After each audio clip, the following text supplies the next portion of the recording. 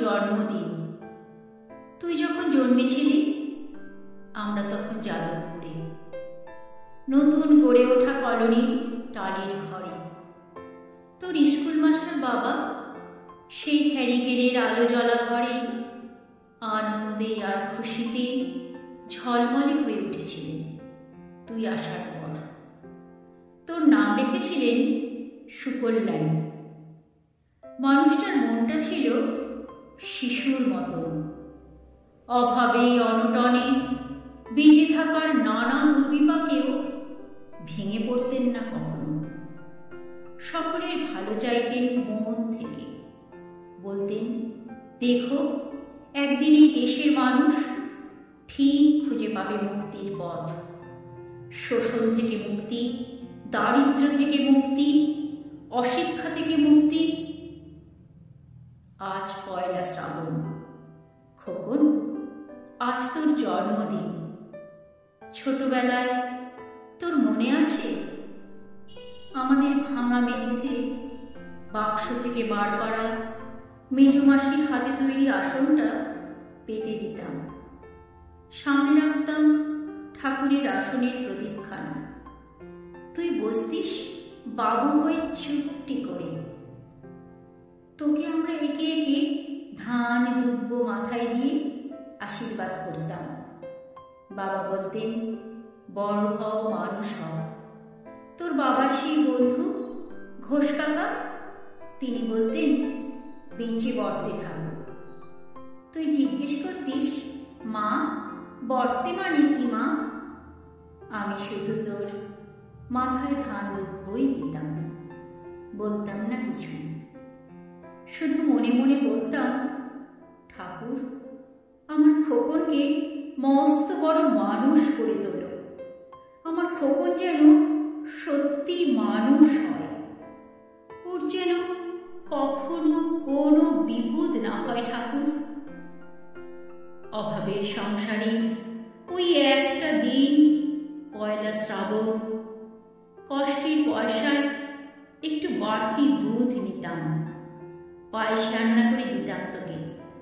তুই খুব ভালোবাসতিস পায়েস খেতে। তোর বাবা বাস স্ট্যান্ডের দোকান থেকে নিয়ে আসতেন তোর প্রিয় মিষ্টি ছানার গজা। সামান্য স্কুল মাস্টারিতে কি বা আয় হতো, ঘরে বসে ছাত্র পড়িয়ে আসতো কিছু। দাও দাও অভাবের আগুনে সে রসদ করতে সময় লাগতো না। তোর বাবার জামা সেলাই করতাম আর বারবার বলতাম, আসছে মাসে একটা জামা বানিয়ে নিও। উনি হেসে উঠে বলতেন, বাদ দাও তো, খোকন বড় হচ্ছে, ওর জন্য ভাবছি দুধ রাখতে হবে আরো আছে। দুধে শক্তি বাড়ে, বুদ্ধি বাড়ে। শক্তি আর বুদ্ধি না হলে তোমার খোকন মস্ত বড় মানুষ হয়ে উঠবে কি করে? ভাবছি আরো দুটো টিউশনই নেব। ছাত্র পড়িয়ে পড়িয়ে মানুষটা দিনের শেষে ক্লান্ত হয়ে যেতেন। বারান্দার ধার ঘেঁষে যখন রাতের অন্ধকারে জোনাকির ব্যস্ততা আর ঘরে তোর পড়া মুখস্থ করার এক টানা সুর আমাদের কলোনির ভাঙাচোরা বাড়িটাকে জীবন্ত করে রাখত। তখন বলতেন আমায়, খাওয়া দাওয়া একটু করো, তোমার চেহারাটা বড় ভেঙে পড়ছে দিন দিন।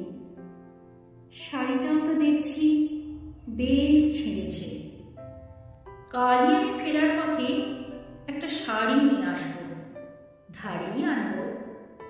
আমি বলতাম, ধুর, সামনে খোকনের উঁচু ক্লাস, কত বইপত্র কিনতে হবে, কত খরচ। উনি দীর্ঘশ্বাস ফেলে চুপ করে যেতেন। জোনাকিরা নিঃশব্দ অদৃশ্য আলোর আলপনা আঁকত উঠোনের আগাছার ঝোপে। আবহ সঙ্গীতের মতো তুই ভেতরে বসে পড়া মুখস্থ করতিস, ইতিহাস, ভূগোল, গ্রামার। ঈশ্বর আমাদের নিরাশ করেননি। তুই কত বড় হলি, সব পরীক্ষায় কত ভালো ফল হলো তোর। বাবা বললেন, আরো বড়, উচ্চশিক্ষায় উচ্চ সম্মানের একমাত্র পথ। তুই আরো পড়লি, তারপর তোর চাকরি হলো কত বড় অফিসে। মনে আছে খোকা, প্রথম মাসের মাইনে হাতে পেয়ে তুই কত কি কিনে এনেছিলি? তখন তো আমরা উঠে এসেছি শ্যামবাজারে, 2 কামরার বেশ সাজানো গোছানো বড় ফ্ল্যাট। তোর অফিস থেকেই তো দিয়েছিল। সেই বাড়ি, সেই ঘর, সেই ব্যালকনি, কত স্মৃতি, কত ছবি। ওই বাড়িতেই তো আশ্বিনের ঝোড়ো বিকেলে, তোর মনে আছে খোকন, তোর বাবা যে দিনটাতে চলে গেলেন, মনে আছে? তুই বাবার বুকের উপর পড়ে যখন কাঁদছিলি হাপুস নয়নে।